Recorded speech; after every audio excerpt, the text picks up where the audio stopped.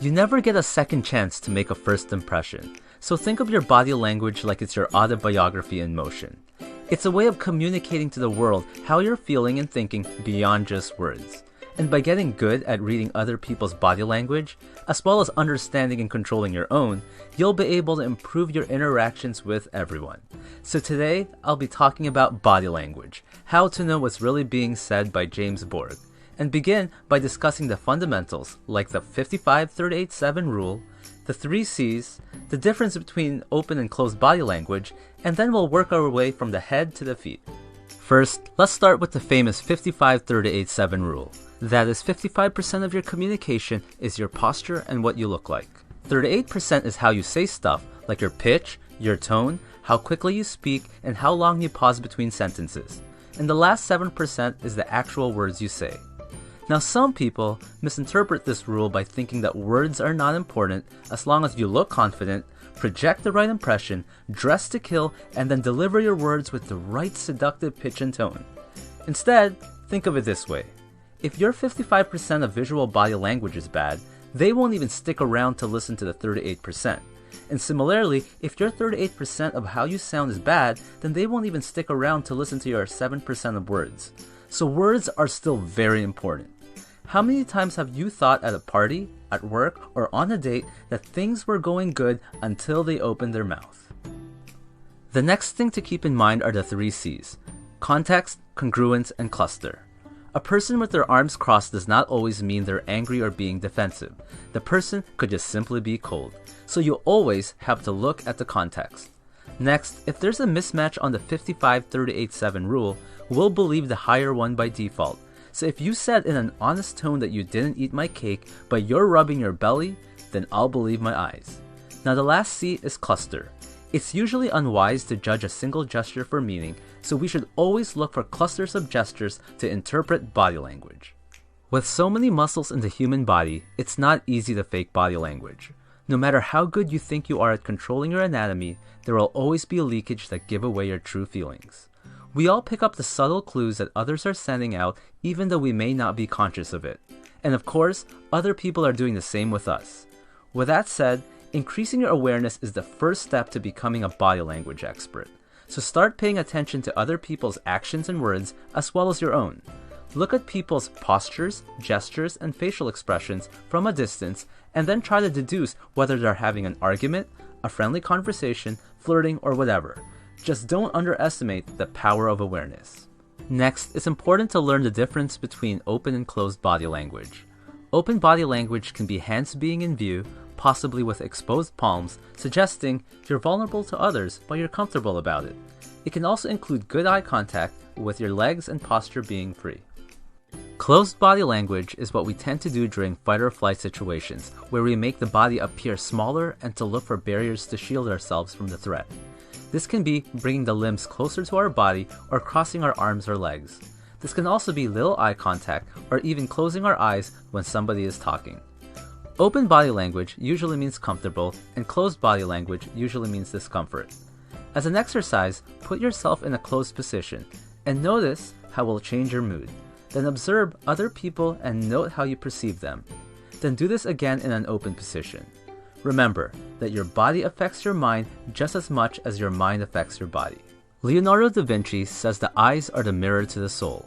Now, it may surprise you that most communication is conveyed through the eyes more than any other part of the body. One of the simplest ways to ignore someone is to look away. I'm sure we've all done this when walking by a salesperson. Failing to make eye contact sends the signal that you're untrustworthy, uninterested, or not confident. The eyes are so powerful that a gaze just held a few seconds longer than usual can be extremely powerful. But it's important to look away from time to time to release the tension. Otherwise, people can subconsciously put you in the "I don't trust this person" category if you stare too long. Now with business and strangers, focus your gaze high and between their eyes or around their forehead. With friends, focus between their eyes and mouth. On an intimate level, and when flirting, focus between the chin, long enough to show interest, then gaze back to their eyes. Be careful with this one, but if a person's eyes move up, they might be accessing an image or visualizing something. If they're looking down, they might be accessing a feeling. and left or right, they might be trying to access some sort of sound. Next, an average blink is 8 to 15 times a minute. If someone is blinking rapidly or they flutter their eyelids, that could mean the person is anxious, sad, embarrassed, or even trying to hide something. Also, if you watch political interviews or just any two people interact, you might notice the person who feels more superior tends to blink less. Lastly, the eyes are also important in determining if a smile is real. Imagine how a host of a party might smile as he greets a guest he doesn't like and was just forced to invite, versus someone you know he genuinely likes. In fake or social smiles, the mouth tends to move sideways. In true smiles, the mouth tends to curve up, the eyes and cheeks are involved, it's symmetric, and tends to show teeth. Next, surveys have shown that the most charismatic, popular, and successful people are great listeners. We should listen using all our senses and understand that the true message is often not relayed through the words being spoken. This is why awareness is so important. It's also important to learn how much nodding helps in developing rapport. You can nod to show encouragement, to show you're still listening, to show you understand, to say yes to a fact, and to show you agree. Lack of nodding can make the speaker think you're not paying attention or you're not interested. Studies have even shown that nodding allows you to draw as much as 4 times more information. Next, it's a good technique to imitate someone's body language to build rapport, but don't completely copy. Then you can lead them to a more open posture. But try to avoid a closed posture, especially if you disagree with something, as that can be contagious. Remember, if you breathe deeply from the abdomen, it gives you a more relaxed and confident sound. And remember that good posture is essential for good speech and image. A good technique to keep your posture in check is to scan your body from head to toe as you inhale, and then scan back to your head as you exhale. With enough practice, you'll be able to do this scan repeatedly, even while in conversation, and it will also improve your awareness. The most effective speakers on stage use a lot of hand gestures. Research has shown that having your palms up as opposed to down is more likely to cause your listeners to interpret your message positively. We tend to associate an open hand with friendliness, honesty, and trust. On the opposite side, palms down or pointing fingers convey dominance or authority. Clasped hands convey a state of conflict and tension. The higher the hands are, the higher the resistance. Steepling hands convey confidence and wisdom. Consider trying them in a meeting or interview.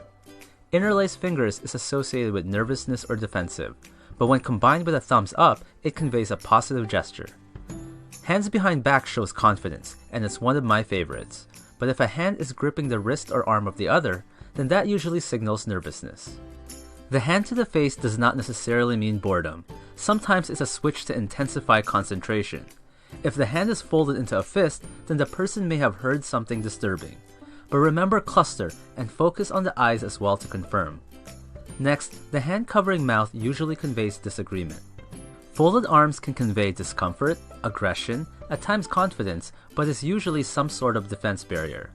When I'm trying to persuade someone, especially in sales, I might give them a drink or get the person to do something or look at something to get them to uncross their arms, because I know as long as they remain in that position, their attitude will not change.